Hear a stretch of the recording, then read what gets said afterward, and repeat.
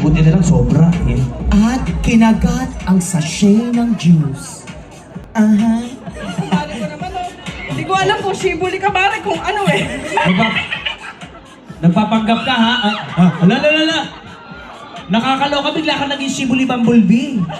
Ate, easy. Oh, ito na. Bubuhos natin yung juice tapos shake. Okay. Pero ang pinaka-importante sa lahat yung pagsisindi.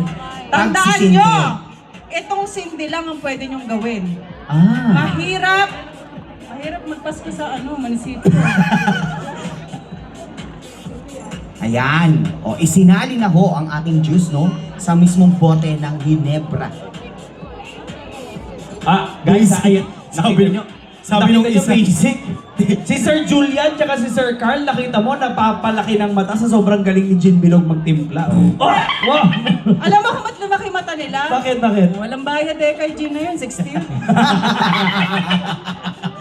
Grabe. Pero ito na yung pinaka-the best dyan. Ayan, O, Sir. Sir Carl, anong tawag dyan? Anong tawag dyan sa gagawin na yan? Fireworks. Pumuputok! Gusto niya yan? Sabi ni Sir Carl, mekos-mekos daw ang tawag dyan. Mekos pala yan. Sabi niya. Ikaw, Sir Julian. Anong tawag mo dyan?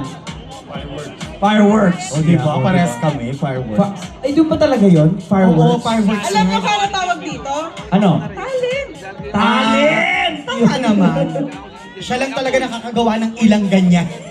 Umaapoy pa rin. At ito na last. Whoop! Ayun, sinuksok. Okay na? Okay, so habang tinitimpla ni Miss Gin Bilog, ipapakita natin sa screen ng ating mga ingredients. Ayan. Yes, our ingredients.